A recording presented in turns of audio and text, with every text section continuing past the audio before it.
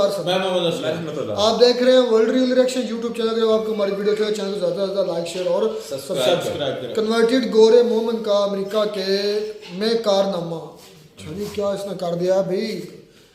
Converted है, देखते हैं पहले वीडियो, फिर देते हैं इस पर मजीद रिएक्शन। नमस्कार दोस्तों, डीडी रिएक्ट के एक और रिएक्शन वीडियो में आप सभी का स्वागत है। मैं हूं आलोक। तो आज जो वीडियो लेकर आया हूं वो वीडियो है हैरी सुल्तान का और इसका टाइटल है कन्वर्टेड गोरे मोमिन का अमेरिका में कारनामा। अच्छा जी, फिर से कोई कांड हो गया क्या? फिर से इस्लामोफोबिया फैलने लगा क्या? Let's see. ऑलराइट मेरे प्यारे दोस्तों, मैं हूं हारिस सुल्तान और एक और वीडियो आई है मुसलमानों के कारनामे के हवाले से। जैसा कि हम लोग जानते हैं कि इस वक्त पूरी दुनिया मुसलमानों से डरती है और जब वो कोई इनके खिलाफ एक्शन लेने के लिए तैयार होती है तो पूरी दुनिया में इस्लामोफोबिया, मुसलमानों पे जुल्म हो गया, ईवल वेस्ट वगैरह के नारे लगने लग जाते हैं। मुसलमान सबसे बड़े विक्टिम बन जाते हैं। इस वक्त पूरी दुनिया में एक ही कौम ऐसी है जहां पर सबसे ज्यादा छेड़खानी की जा रही है एक ही तरह से। हमें कोई वियतनामी, कोई चाइनीज, कोई ग्रीक, कोई इटालियन, कोई हिंदू, कोई सिखों का खालिस्तान का पंगा लेता है, लेकिन वो भी इंडिया के साथ है, वेस्ट के साथ नहीं है। तो हमें कोई ऐसी कौम नहीं मिलती जो बाकी दुनिया से पंगे ले रही हो और पूरी दुनिया को एक ही कौम से इस वक्त डर है। तो ऐसा क्यों है? Obvious elephant in the room है। ऑब्वियसली इसके अंदर एक रिलीजियस एलिमेंट है जिसके ऊपर हम बार बार बात करते हैं, लेकिन मुसलमान इसको मानने के लिए तैयार नहीं है, अपने गिरेबान में झांकने के लिए तैयार नहीं है। तो इसके ऊपर बात करते हैं। केस आया नया, बड़ा इंटरेस्टिंग केस है, इसके ऊपर बात करते हैं। लेकिन आगे जाने से पहले इस वीडियो को ज्यादा से ज्यादा लाइक करें, शेयर करें, सब्सक्राइब करें और कमेंट्स में अपने ख्यालात का इजहार जरूर करें। बताएं कि आपको क्या लगता है, क्या, और स्पेशली मुसलमान अगर आप हैं तो कमेंट करके बताएं कि क्या ये जायज है कि आप सारी उंगलियां लोगों की तरफ पॉइंट करते रहें और अपनी तरफ ना देखें। शायद मुसलमानों के अंदर कोई एक ऐसी चीज है, ये कहना छोड़ दें कि हमारा मजहब परफेक्ट है, क्योंकि क्या वजह है कि सिर्फ एक ही मजहब से दहशतगर्द निकल रहे हैं और इसके ऊपर कोई बात करने के लिए तैयार नहीं। मुसलमान नहीं है, बाकी पूरी दुनिया बात कर रही है कि देखो यार, आपकी जो नजरियात हैं जिहाद के, जुल्म हो गया हम पे, हमने शरीयत नाफिज करनी है वगैरह वगैरह, ये सारे कुफार और यहूद और ये सारी जो है आपके अंदर ही क्यों है, बाकी लोगों के अंदर क्यों नहीं है? तो इसके ऊपर बात करते हैं। तो चलें चलते हैं आज की वीडियो की तरफ। एक तो हमने देखा है कि जो मुसलमान वेस्ट में गए हैं वो इस तरह की हरकतें करते रहते हैं। रोज ऐसा वाकया होता है। अभी 2 दिन पहले पेरिस में हुआ है, फिर छुरियां मार के उसने मार दिया। उससे कुछ दिन पहले अभी इंडिया में हुआ है, श्रीनगर में हुआ है। हर जगह हर हफ्ते तकरीबन 2 या 3 ऐसी खबरें आ रही हैं जहां पे जो नेटिव मुसलमान है, जो बॉर्न मुसलमान है, वो कभी ब्लास्फेमी के ऊपर मार देते हैं, कभी इसराइल फलस्तीन के इशू के ऊपर मार देते हैं अनसस्पेक्टेड लोगों को जिनका किसी इससे कोई लेना देना नहीं है, अपनी जिंदगियां गुजार रहे हैं लोग। तो ऑब्वियसली वो रिलीजियसली ड्रिवन है। वो हेट्रेड जो मस्जिदों में इनके कानों में डाली जाती है, अगर हम कुरान और हदीस को 1 मिनट के लिए अलहदा भी कर देते हैं तो लेकिन ये जो जहर मुसलमान बच्चों के जहनों में डाला जा रहा है वो कौन डाल रहा है? लोग रोज कुरान तो नहीं पढ़ते, रोज सूरह तौबा तो नहीं पढ़ते, रोज तो जहादी वाली हदीसें नहीं पढ़ते, इनके कानों में डाली जाती है ना। मस्जिद में जाते हैं, खुतबा सुनते हैं। अमेरिका में, अभी अमेरिका डियरबॉर्न में वो हमास के फेवर में खुल के उसने जलसा एक आदमी ने किया वहां का, डियरबॉर्न मिशिगन में, और वो खुल के ऐलान कर रहा है पूरे मगरिब के खिलाफ जिहाद का, और वहां पे लोग खड़े हुए हैं। तो उसके अंदर कितने लोग होंगे जो गुस्से में आके मरने के लिए, शहीद होने के लिए तैयार हो जाएंगे? तो ये मुसलमानों का वक्त है अपने गिरेबान में झांकने का, लेकिन कोई इसके ऊपर बात नहीं करता। और मॉडरेट मुसलमान जो है, जो वैसे आमतौर पे मॉडर्न कपड़े पहन लेंगे, मौज मस्ती कर लेंगे, लेकिन जब इस्लाम की बात आती है तो सारे एक जगह पे खड़े हो जाते हैं, पूरे मगरिब को, पूरे इंडिया को एज अ दुश्मन देखते हैं और अपने लोगों के अंदर गुस्सा दिलाते हैं, जिसकी वजह से वो फट पड़ते हैं, बोथ मेटाफोरिकली एंड लिटरली। तो ये तो है हमारे जो नेटिव मुसलमान है, लेकिन ये मुसीबत यहां तक खत्म नहीं होती। प्रॉब्लम ये है कि ये मुसलमानों के अंदर जो प्रोसेटाइजेशन का जो एक कीड़ा है, लोगों को इस्लाम में कन्वर्ट करने का जो कीड़ा है, ऑल्दो ऑप्टिकली तो ये बड़ा अच्छा लगता है, लेकिन अगर 1% लोग भी हो जाए तो ये कोई इतनी बड़ी बात नहीं है। लेकिन इससे मुसलमानों का ये भी प्रोपेगेंडा बड़ा फैलाया जाता है कि हाँ जी, Islam is the fastest growing religion, हालांकि ऐसी बात नहीं है। कोई एक आधा अच्छा, इसी पर मुझे याद आया, किसी ने मुझे किसी एक रिएक्शन चैनल वाले की क्लिप भेजी थी। उसमें शायद वो मेरे ही किसी वीडियो को देख के कह रहा था कि पता नहीं कौन सा रिएक्शन चल रहा था, मेरे ध्यान में नहीं आ रहा। कह रहा था कि जी जो कन्वर्जन की बात की जाती है, देखिए हम तो उससे पीछे नहीं हट सकते क्योंकि वो तो हमारे मज़हब में बात लिखी गई है और हमारा रूल है। सो हिंदू भी अपने रूल के हिसाब से चलते हैं, ईसाई भी अपने रूल के हिसाब से चलते हैं, ये भी सब तो उनके भी जो रूल बुक में लिखा गया है वो उसको मानते हैं। तो भाई हमारे भी रूल बुक में लिखा गया है कि आपको प्रोपगेट करना है, आपको कन्वर्ट कराना है, कन्वर्ट कराना हमारे कानून में लिखा है, तो हम तो उसे मानेंगे ही, हम इसे गलत नहीं मानता। मैं ये कहना चाहूंगा कि अगर मेरे धर्म में कोई गलत बात लिख दी गई, मान लीजिए लिख दिया गया कि जी आपने जैसे ही सुना कि किसी का अपमान कर रहे हैं आपने उसका गला काट देना है। किसी ने कुछ बोला, गला काट देना है। या कुछ ऐसा कर देना है जिससे मतलब उसको सबक मिल जाए। तो अगर ये बात गलत है ना, तो गलत ही कही जाएगी, वो चाहे रूल बुक में लिखी हो चाहे कहीं भी लिखा हो। जो गलत है वो गलत है, सवाल उठाना गलत नहीं है। हाँ, लेकिन लॉजिकल सवाल उठाइए, इलॉजिकल सवाल उठाएंगे तो गलत है। अगर मैं आज कोई नया धर्म बना लूं, मैं और धीरे धीरे करते करते मेरे फॉलोवर हो जाएं और मैं कह दूं कि भैया जिसने किसी ने मेरा नाम तक ले लिया ना, अगर मुझे मेरे नाम से बुला दिया किसी ने, उसको मार देना है जी तुम्हें।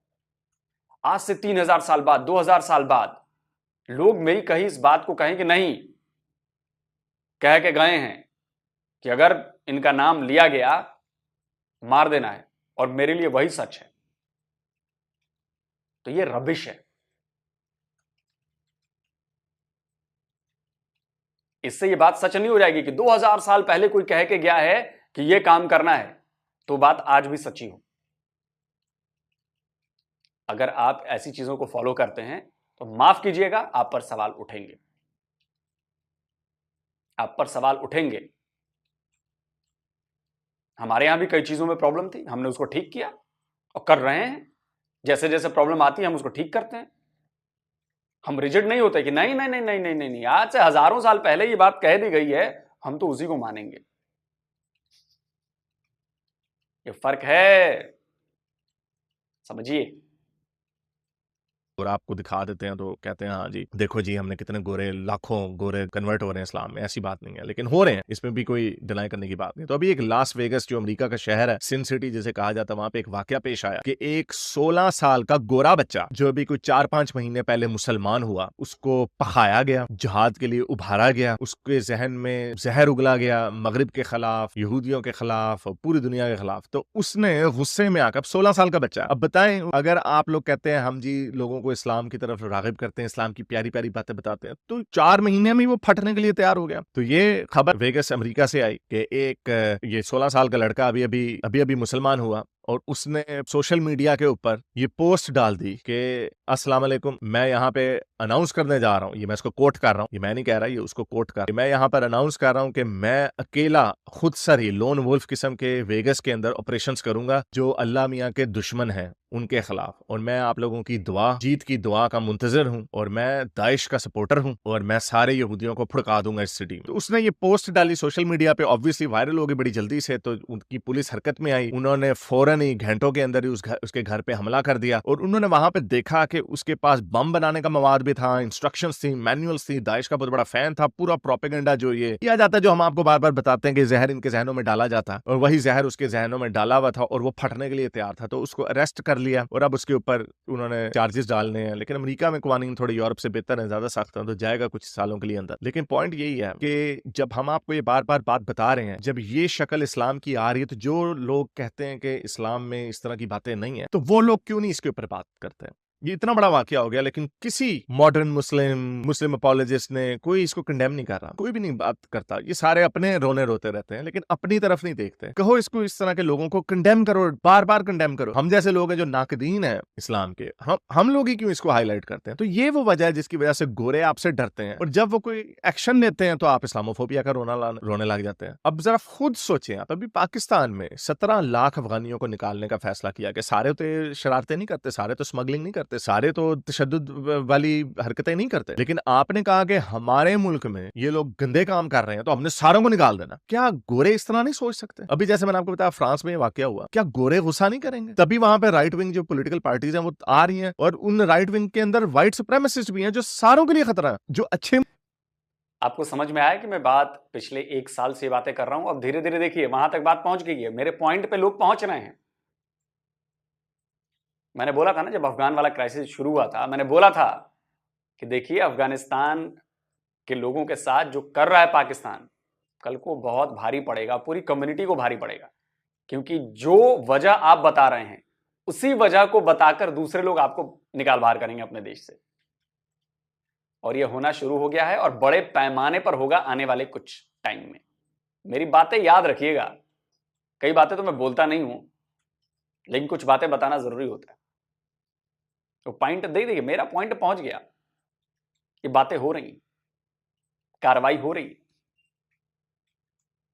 अच्छे मुसलमान है उनके लिए भी वो खतरा है। तो अपने अंदर नहीं देखते, सारी उंगलियां दूसरी की तरफ, अपना रोना धोना मचाई जाते हैं। इंडिया में अभी वो जो यूपी में पंजाबी बोल रहा है, खादिम रिजवी के नारे लगा रहा है, उसने बस कंडक्टर के ऊपर गुस्ताखी के इल्जाम पे टोके मार के उसके ऊपर हमले कर दिया। तो क्या हिंदू ना डरे आपसे? फिर जब वो आपके खिलाफ एक्शन फिर क्यों ना ले? आपने तो ले लिया अफगानी अपने मुसलमान भाइयों के खिलाफ, तो वो ना ले, वो ना डरे। क्या ये जो अमन पसंद मुसलमान है, क्या उनका काम नहीं है ये? क्या उनकी जिम्मेदारी नहीं है कि उन लोगों को गले से लगा के? अब वैसे हमने बड़ी ड्रामेबाजियां सुनी हुई हैं कि हाँ जी मुसलमान अपने इखलाक से लोगों को मुतासिर कर रहे हैं, इसको तो ये आप कर रहे हैं। अब बम फाड़ रहे हैं, कहीं पे छुरियां मार रहे हैं, कहीं पे बम फाड़ रहे हैं, कहीं पे औरतों के रेप कर रहे हैं। हमास ने क्या किया? औरतों के रेप करके हमें कहते हैं कि हाँ जी हम इनकी साइड पे हो जाए। तो ये ड्रामेबाजी, ये इतना बड़ा जो एक वॉइड है बीच में कि एक मुस्लिम वे ऑफ थिंकिंग और दूसरी non Muslim way of thinking, और non Muslim way of thinking के अंदर सारे एक पेज पे हैं, चाहे हिंदू हो, सिख हो, चाहे क्रिश्चियन हो, सारे एक पेज पे हैं, यहूदी वो सारे एक पेज पे हैं कि यार ये जो एक ग्रुप है ना, ये हमें बड़ा डर लगता है इनसे। तो ये इंट्रोस्पेक्शन का मौका है, बजाय इसके कि औरों के ऊपर उंगलियां पॉइंट करते रहे, अपने ऊपर देखें, अपने अंदर बेहतरी लाने की कोशिश करें।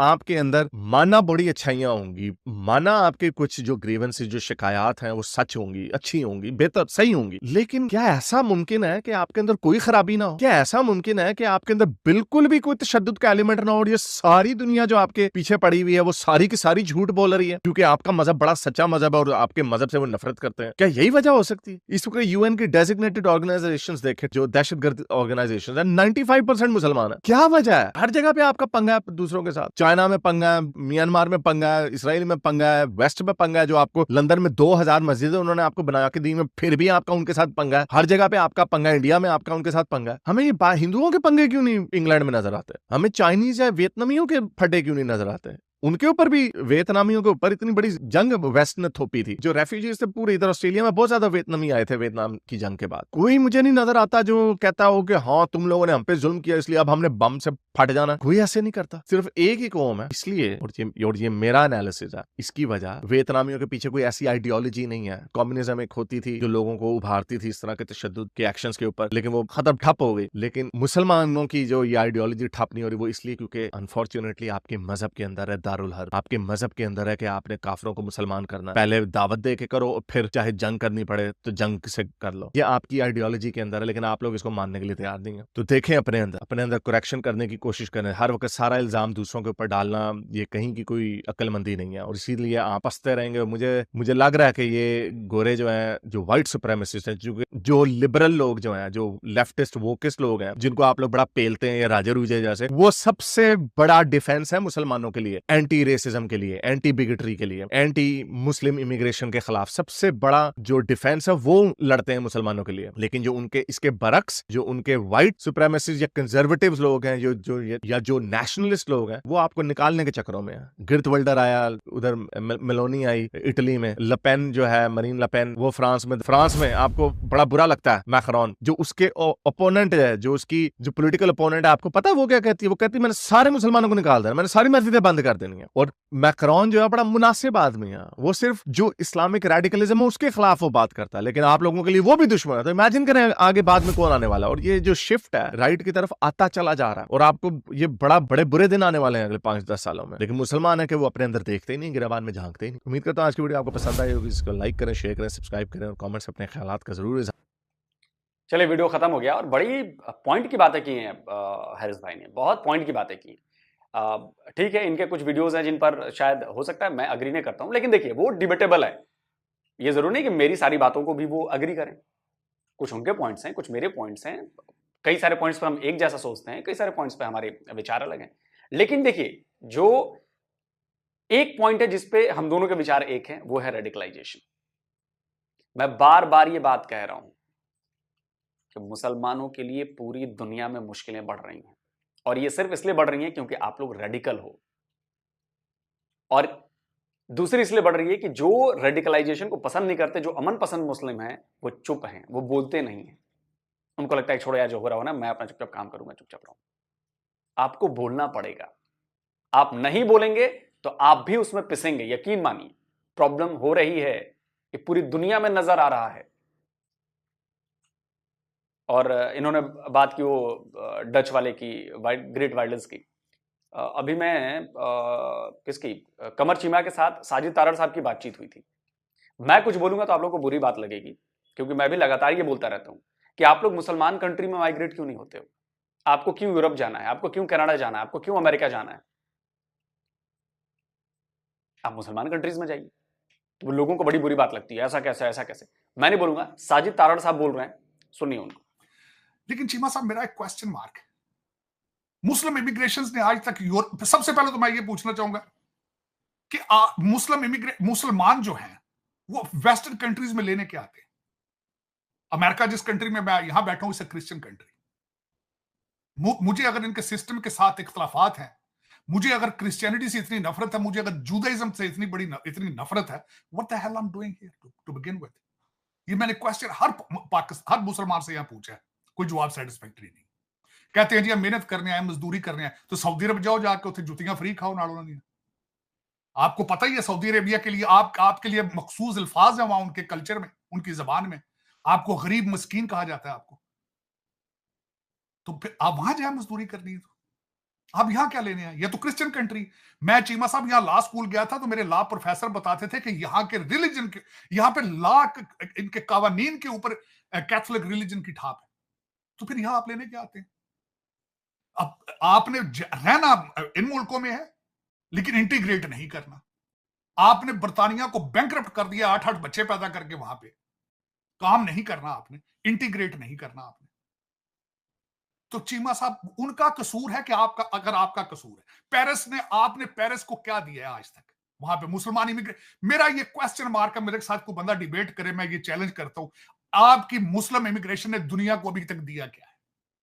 क्या दिया? किसी वेस्टर्न मुल्क को कुछ दिया इन्होंने? मेरा ये चैलेंज। अब वो तंग आ चुके हैं। मैंने उस बंदे की पूरी स्पीच सुनी है, वाइल्डर की, जो डच है। उसने कहा जिन घरों में ये बैठे हैं उससे सबसे पहले डच सिटीजन का हक है। जो जाबे ये छीन रहे हैं उन पे सबसे पहले डच सिटीजन का राइट है। आपको तलियों पे उठाते हैं वो, पॉलिटिकल असाइलम के चक्कर में। कनाडा अभी भी उठा रहा है। फिर आप वहां रहते हैं, फिर you bad mouth about them at the same time, और फिर आप कहते हैं कि हमने लंदन को इस्लामिस्तान बनाना है। आप और यार, पाकिस्तान की तुम जम पड़ो, पहले पाकिस्तान से इस्लाम बना लो। वहां पे शरिया की कोई चीज में, पाकिस्तान में मेरी नजर में कोई चीज इस्लामिक नहीं है। मेरी नजर में कोई इस्लामिक चीज नहीं है वहां पे। आप कहते हैं उठ के जाके लंदन को जाके आपने पूरे इंग्लैंड का नाम चेंज करना चाहते हैं आप। मैंने वो सुना है, चौधरी साहब हैं आपके, वो बहुत बड़े एक्टिविस्ट हैं। हमेशा वो कहते हैं हमने इंग्लैंड का नाम चेंज करके इस्लामिस्तान रखना है, पता नहीं कोई इस तरह करनी बात। और यार, जहां की पैदावार, वहां पे तो देखो वहां हालात हैं इस्लाम के क्या है। वहां सारा मुल्क जो, मुझे कल किसी ने मीम किया था, उसने कहा था अब तक इस्लामी कवानीन के मुताबिक सिर्फ सूर ही हमसे बच सका है। शराब, जना, रिश्वत, करप्शन, हर चीज हमने कर ली, सिर्फ एक चीज हमसे बची हुई है, वो सूर है सिर्फ। वो पता नहीं किस तरह बच गया है। मेरा मकसद दो दिन पता नहीं मुसलमाना की कितनी की नफरत है, लेकिन दूसरा हर काम मुसलमान कर रहे, हर काम कर रहे। सुन लिया आपने? मेरा भी पॉइंट यही होता है, सेम। और कम से कम चलो, मुझे ये अच्छा लगा देख के कि साजिद तारड़ साहब जैसे लोग जो थोड़े इन्फ्लुएंशियल हैं, वो भी मेरे इस पॉइंट को बोल रहे हैं, सेकंड कर रहे हैं। आपको समझ में आनी चाहिए कि प्रॉब्लम कहां पर है। अगर ये प्रॉब्लम आप लोगों ने अपने अंदर झांक कर दूर नहीं की, यकीन मानिए बहुत बड़ी प्रॉब्लम आने वाली है, बहुत बड़ी प्रॉब्लम। दूसरी बात कहता हूं, जब डर ज्यादा बढ़ जाता है ना, जब डर ज्यादा बढ़ जाता है, तो फिर वो डर नहीं रह जाता, फिर वो सर्वाइवल की लड़ाई हो जाती है। तो इतना डर मत दिखाइए, उसको बहादुरी मत समझिए कि लोग आपसे डरते हैं। जिस दिन वो डर बहुत ज्यादा हो गया, उस दिन रिवर्ट बैक हो जाएगा। और जब रिवर्ट बैक होगा तो पूरी दुनिया में होगा, और हो रहा है। राइट विंग के लोग क्यों आगे बढ़ रहे हैं? मेलोनी इटली में, फ्रांस में जिसकी बात हो रही है, मैं ये भी बात 6 महीने से कह रहा हूं कि फ्रांस में अभी तो कुछ नहीं हुआ है। आप ब्रिटेन में देखिए, जर्मनी में देखिए, और धीरे धीरे ये पूरी दुनिया में हो रहा है। और जब वो एक्सट्रीम राइट वाले लोग जब पावर में आ जाएंगे, तब आपकी क्या हालत होगी? फिर सारा जज्बा, सारा टैलेंट घुस जाएगा कहीं पर, देखिएगा, और घुस रहा है, यकीन मानिए। और आपने तो राह दिखा दी है अफगानियों को बाहर निकाल के, अपने ही मुस्लिम बिरादरी को बाहर निकालकर, पाकिस्तानियों को ले कह रहा हूं, राह दिखाई है। इसी राह को बाकी लोग भी फॉलो करेंगे जो नॉन मुस्लिम है। आप ही की राह फॉलो करेंगे और आप ही की राह फॉलो करके आप ही को डंडे मार के भगाएंगे। देखते चलिए। लेकिन आप लोगों को कोई दिक्कत नहीं ना, 57 मुल्क है भाई आपके, आप जाइए वहां रहिए, वहां जाइए। तारड़ साहब भी तो वीडियो होगी खत्म। अच्छा, बड़ी बातें आ गई मजेदार। स्पेशली मैं लोग सर पर बोलूंगा क्योंकि उन्होंने मेरी ही बातें कोट की हैं, लेकिन उनको पता नहीं था कि मतलब कि ये किसने ये सवाल उठाया। सेम वही लफ्ज़ थे जो मैंने उन्हीं की वीडियो में कहा था। उन्होंने अच्छा किया, अब दोबारा फिर पॉइंट उठाया और मेरा फिर भी वही उनसे सवाल है, लेकिन थोड़ा सा इसको मॉडिफाई कर लेते हैं। उन्होंने कहा कि एक चीज़ 2000 साल पहले आई है, वो उसमें अगर चेंजिंग नहीं करनी तो किस तरह, तो थोड़ी सी डिस्टर्बेंस हो रही थी, इसे पोज करनी पड़ी वीडियो। अच्छा, अलोक सर पर मैं बात कर रहा था, अलोक सर ने क्वेश्चन उठाया कि एक चीज़ 1000-2000 साल पहले आती है, उसमें अगर आप मॉडिफिकेशन नहीं करेंगे, मतलब वक्त के लिहाज तब्दीली नहीं करेंगे, तो आपको कैसे पता चलेगा कि वो ठीक है। पहली बात तो ये मैंने ये सवाल उठाया था कि हर मज़हब के रूल्स रेगुलेशंस अपने अलग-अलग हैं और वो उनको फॉलो करते हैं। जिस पर लोग ने कहा कि भाई हम तो अपनी चेंजिंग करते हैं, भाई आपको अपनी चेंजिंग मुबारक हो। जिस तरह आपने बात की, मैं आपका कोई हिट नहीं कर रहा, आपको अपनी चेंजिंग मुबारक हो, हम तब्दीली नहीं कर सकते। हमारे नबी पाक सल्लल्लाहु अलैहि वसल्लम ने जो फरमा दिया सो फरमा दिया, वो अटल है, उसमें क्या ता क़यामत ना हम कभी सोचेंगे, बल्कि हमें अल्लाह यह तौफीक दे कि हम उसमें तब्दीली करना कभी बायस ना बने। ठीक है, हमारे ये ईमान है। अच्छा, मैंने बात की थी कि रूल्स और रेगुलेशंस होते हैं हर मज़हब के, तो भाई उन्होंने कहा कि तब्दीली की जा सकती। मैं कहता हूँ हम तब्दीली करने के मजाज ही नहीं है। अच्छा, हज़रत ईसा अलैहिस्सलाम, उन्होंने कहा कि एक उन्होंने ये भी कहा है कि सारे इकट्ठे हैं, हिंदू और सिख, ये सिर्फ एक मुस्लिम ही है। अच्छा, आप अगर नहीं मानते, अगर या मान ले चलें, ये चीज़ मान लें, जो है हज़रत ईसा अलैहिस्सलाम, वो जो ईसाई हैं वो उनको अल्लाह का बेटा मानते हैं। क्या मानते हैं? नहीं। उन्होंने आज तक तब्दीली की है इस बात की? कभी भी नहीं। वो आज भी उनके फॉलोअर जो हैं वो हज़रत ईसा अलैहिस्सलाम को नऊज़ बिल्लाह अल्लाह का बेटा मानते हैं। देखें कि जो अहले किताब है ना, वो अपने मज़हब में कभी भी नहीं तब्दीली करते। ईसाइयों ने नहीं की आज तक। चाहे हम यहूदी भी इतने यहूदी भी नहीं करते, वो भी नहीं करेंगे भाई। यहूदी की बात अच्छी बात यार, यहूदी तो यहाँ तक कि अपने मजहब के अंदर दूसरों को आने भी नहीं देते। हाँ जी, कन्वर्ट भी नहीं करते, वो उनका रूल है, कंसेप्ट ही नहीं है। हमारे अंदर कंसेप्ट है, हमारे अंदर अहकामात हैं कि आप दीन फैलाएं। यहूदियों की ये खुद ही बात करते हैं कि यहूदी जो है वो बड़े मुखलिस हैं, सिर्फ वो प्योर यहूदी जो चले आ रहे हैं वही चलते आ रहे हैं। तो फिर उनको भी तो चेंजिंग लानी चाहिए ना, उनको चेंजिंग लानी चाहिए, क्यों नहीं ला रहे? उन पर भी लोग आपको सवाल उठाना चाहिए। ईसाइयों पर सवाल उठाना चाहिए कि आप ईश्वर क्या लें, आप ईश्वर का किस तरह मान लेते हैं? नऊज़ बिल्लाह, इस्लाम को खुदा का बेटा क्यों मानते हैं? उन्होंने आज तक तब्दीली नहीं की। बात क्या है, जो अहले किताब होते हैं जैसे कुरान शरीफ है, हम उनमें ना हमारी इतनी हिम्मत है, ना हमें कोई तब्दीली कर सकते हैं, क्योंकि वो एक अटल किताब है, वो अल्लाह की तरफ से आई हुई है, उसी का जो लिखा हुआ है उन्हीं की तरफ से है। कोई भी एक बात है मेरे ज़हन में, ना ही किसी दीन में कोई तब्दीली हो सकती है, नहीं हो सकती। एक बात, दूसरी बात ये मेरा इसका फिर जवाब देना, आप कौन सा पैरामीटर लगा कर कहते हैं कि तब्दीली होनी चाहिए, या आप कौन सा पैरामीटर लगाते हैं और आप ये कहते हैं कि आप गलत हैं और हम सही हैं?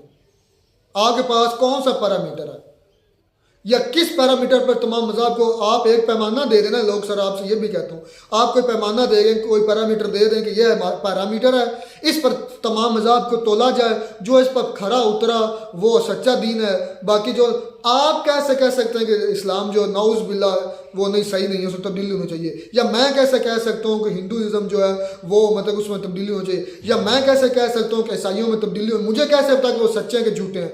आप कैसे कह सकते हैं मुस्लिम सच्चे हैं कि झूठे हैं? ईसाई कैसे कह सकते हैं मुस्लिम सच्चे और झूठे हैं? मैं कैसे कह सकता हूँ कि ईसा इस्लाम? हाँ, मेरे मज़हब ये कहता है कि हज़रत इस्लाम अल्लाह के नबी है, पैगंबर है। ईसाइयों के ये कहते हैं, क्रिश्चियन के ये कहते हैं कि वो उनके बेटे हैं, ईश्वर के बेटे मान लेते हैं। फिर आप उनको अपना हज़रत ईसा इस्लाम को आए इस पर करें बात, इस मज़हब पर बात कर लें, सिर्फ मेरे इसी सवाल पर कि हर मज़हब के रूल्स रेगुलेशंस हैं, मैं आज भी यही कहता हूँ, और हमें वो फॉलो करने पड़ते हैं। उसमें तब्दीली नहीं, अहले किताब तब्दील नहीं करते, ईसाइयों ने तब्दीली नहीं की, यहूदियों ने तब्दीली नहीं की, मुस्लिम ने तब्दीली नहीं की और ना ही करेंगे, और ना ही हम पर ये वाजिब है, बल्कि हमें तो ये सख्त हुक्म है कि जो बात मेरी जिस तरह की है, नबी पाक सल्लल्लाहु अलैहि वसल्लम की हदीस है कि जूं की तूं पहुँचाओ, उसमें तो एक ज़बर ज़ेर की भी गलती ना करो। भाई आप कर सकते हैं तो करें, हम नहीं करेंगे, हम ना ही इस चीज को मानते हैं और ना ही तसव्वुर लाते हैं। और आप हमें गलत नहीं कह सकते, या पैरामीटर लाओ, ये पैरामीटर इन तमाम मजहबों के ऊपर तोलो, जो खरा उतरा वो भाई सच्चा।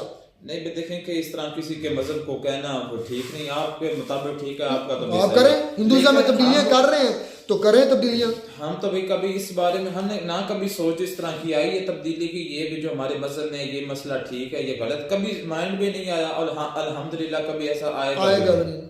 और हम पर इस पर फख्र करते हैं कि हम मुसलमान। अच्छा, आप बात करते हैं वो लास वेगस के अंदर जो नया मुसलमान गोरा हुआ, उसने मतलब ट्वीट किया, वो हैरिस सुल्तान ने कहा, हैरिस सुल्तान ने एक और भी बात की, उस पर मैं बात करूँगा। मतलब गोरा आया, उसने मज़हब चेंज किया, क्या उसको मज़हब ने कहा है कि आप किसी को बम धमाकों से उड़ा दो? नहीं, ये कोई मज़हब हमें पहली बात ये सुन लें, हमारे नबी पाक सल्लल्लाहु अलैहि वसल्लम के अल्लाह का हकाम है किसी के मज़हब को बुरा भला या किसी के खुदाओं को बुरा भला ना कहो, ताकि वो आपके खुदा को बुरा भला ना कहे। मतलब किसी के झूठे खुदाओं को बुरा भला ना कहे ताकि वो आपके सच्चे खुदा को, ये सब पर फिट होती है, ये सब पर लागू होती है, ठीक है ना। तो हमें तो ऐसा हुक्म नहीं है। मुझे तो लगता है सारे मज़हब में यही चलता है कि भाई किसी के दीन को हिट नहीं करना चाहिए, सब में यही चलता है, सभी में चलता है। तो ये मेरे ख्याल में होना भी यही चाहिए कि किसी के मज़हब को हिट नहीं करना चाहिए और किसी भी तबके को हिट नहीं करना चाहिए, ताकि उन पे कोई आवाज़ उठाई जाए, ताकि जो दोबारा रिटर्न में आपके मज़हब या आपके जो ईश्वर या अल्लाह है उन पे तनकीद की जाए। ऐसा नहीं होना चाहिए मेरे ख्याल में। जो देखें जो हैरस है ना, बड़ा कहीं दूर बैठा हुआ अगर पाकिस्तान में होता तो इस तरह की बातें ना करता। देखें कि सिर्फ मुसलमानों को हिट ज्यादा करता है, मुसलमान जिहाद करते हैं, मुसलमान दूसरों को नुकसान पहुंचाते हैं। फिर मुस्लिम है ना, देखें इंडिया में भी तो मुस्लिम है, वो क्यों दूसरे को क्यों, वो कैसे अच्छे हो गए, वो कैसे अच्छे हैं, वो भी तो मुस्लिम ही है, सिर्फ पाकिस्तानी मुस्लिम।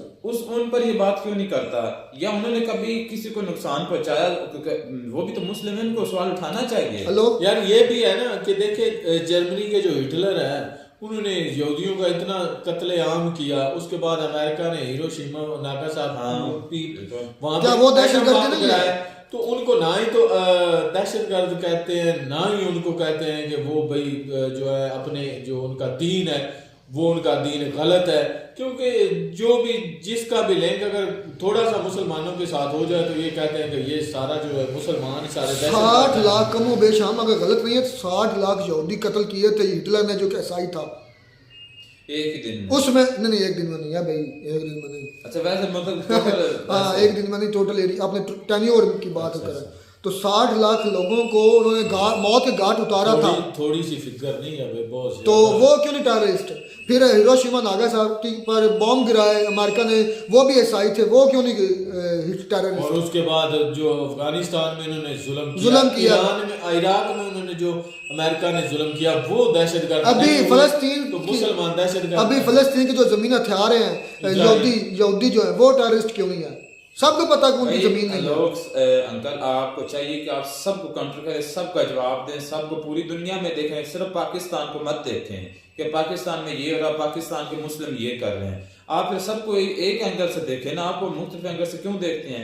इधर दो राय आ जाती है, फिर जो है ना सही नहीं, आपको सबको एक ही नज़र से देखना चाहिए।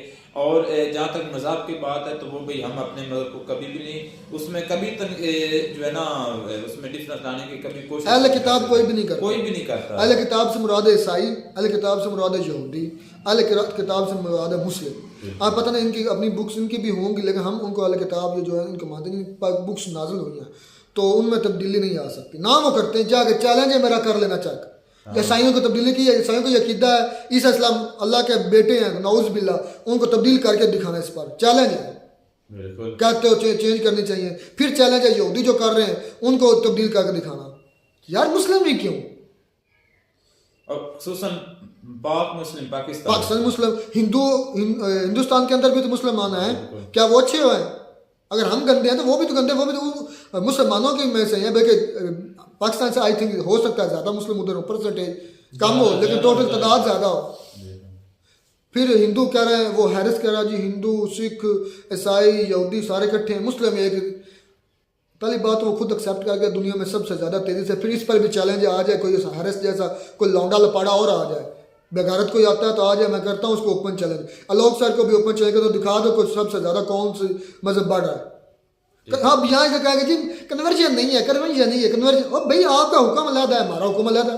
बिल्कुल, हर मजहब के रूल्स जो है ना वो अलग अलग हैं, और उसके जो फॉलोवर हैं उस मजहब के भी उनको देखना चाहिए कि वो किस तरह से उसको फॉलो कर रहे हैं। खुद मानते हैं सबसे तेजी से दीन मजहब इस्लाम फैल रहा है। मैं तो कहता हूँ कि जो अहले किताब हैं या दूसरे मजहब हैं उनमें मेरे ख्याल में कोई अमेंडमेंट खुद से कर ही नहीं सकता। पावर नहीं है, पावर नहीं है। खुद कहते हैं कि हम अपने जो मजहब है उनमें चेंजेस लाते रहते हैं, ये तो फिर मजहब तो ना हुआ।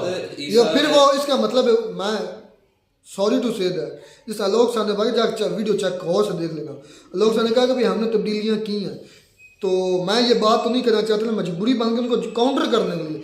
अच्छा उनको तब्दीलियाँ की वक्त के लिहाज से, हो सकता है वक्त के लिहाज से वो अपने भगवान भी तब्दील कर रहे हैं। हाँ ये बात तो है, वैसे मतलब तब्दीली की बात की ना, तब्दीली करते करते हो सकता है आप अपने मजहब से भी आ जाए, अलग आ जाए, पहले किसी और को पूछ करते फिर किसी और को। सॉरी तो से मैं ये बातें कर, मैं उनका सॉरी, लेकिन अंकल की बात नहीं कहनी चाहिए। ठीक है, उनका जो भी अकीदा है, जो भी उनके कायदे उनके रिलीजन के, तो मुझे लगता है कि हर जो रिलीजन है उनके अलग कायदे ज़बाबत होते हैं, करने के असूल होते हैं। तो आपके अलग है, हमारे अलग है, आप तब्दील कर सकते हैं, लेकिन हम भाई तब्दील नहीं कर सकते। हमारी पावर यही बात है, सिंपल और सादा से। इस पर लोग से अगर एग्री हो ना तो आई थिंक इस पर सेशन रख लेते हैं, कौन सच्चा है कौन झूठा है। ये नहीं मजहब पर बात नहीं करनी, बल्कि इस पर बात करनी कि हर मजहब के रेगुलेशंस वो फॉलो करते हैं और वो छोड़ नहीं सकते, और अहले किताब जो है वो उनको तब्दीली नहीं करते। इस एक सवाल पर जितनी मर्जी मुझे दलीलें दे ले, मैं भी दलीलें इकट्ठी कर लूँगा, मुझे साबित कर दे। मैं मुस्लिम पर बात नहीं करूँगा, मैं क्रिश्चियन पर बात करूँगा, मैं यहूदियत पर बात करूँगा, सब पर होगी, सब पर बात। अगर उनका दिल माने तो आ जाए मैदान में। और ये इनके पास कौन सा ऐसा पैरामीटर है जिससे ये गलत साबित कर रहे हैं कि मुस्लिम गलत है, वो पैरामीटर ले आए। भाई यहाँ पर मैं बात करना चाहूँगा कि हालांकि देख लें ईसाई और मुस्लिम जो है ना, इनमें आपस में कोई इख्तलाफात है, लेकिन देख लें हजरत ईसा अलैहिस्सलाम को हम मानते हैं, माने बगैर मुस्लिम भी नहीं हो सकते। हमारा ये कीदा है कि नबी हजरत ईसा अलैहिस्सलाम अल्लाह के पैगंबर और दाई हैं, उनका पैगाम पहुँचाए, मैसेंजर है। जब तक हम इस पर ईमान नहीं रखेंगे हम मुसलमान नहीं हो सकते, ये हमारे ईमान का हिस्सा है। बिल्कुल ठीक है ना। तो खैर ये काफ़ी लंबी होगी वीडियो। आई थिंक जो मैं कहना चाहता था इस्लाम पर, मैं पहली बात तो बोलता नहीं हूँ, लेकिन जब मजबूरी बन जाती बात कर, वीडियो ऐसी आ जाती है, उन्होंने लोग ने मुझ पर सवाल उठाए, मैंने अभी भी वही बात कर रहा हूँ। आप कन्वर्जन कर सकते हैं, आप तब्दील कर सकते हैं अपना लॉ, हम अपने लॉ नहीं तब्दील, हमें तो पावर ही नहीं है भाई, हमने जो फरमा दिया बस फरमा दिया, टल। मिलता है वीडियो में नाटक साथ, तब तक दीजिए इजाज़त, अल्लाह।